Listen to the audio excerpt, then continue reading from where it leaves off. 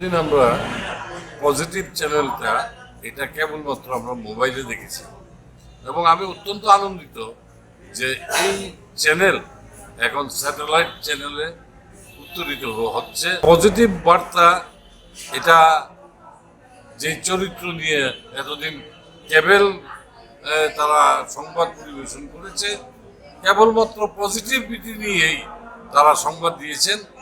আগামী দিনেও নেগেটিভ দিকটা ছেড়ে পজিটিভ দৃষ্টিভঙ্গিতেই তারা সংবাদ পরিবেশন করবেন এবং এই রাজ্যের মানুষের, ডাউন প্রোডেন্ট পিপল, সাধারণ মানুষ, শ্রমজীবী মানুষ, খেটে খাওয়া মানুষ, সর্বক্ষেত্রের মানুষের আওয়াজটাকে পজিটিভভাবে তুলে ধরবেন, সংবাদও পজিটিভ দৃষ্টিকোণ থেকে সংবাদ পরিবেশন করবেন, এই আশাটুকু রাখবো।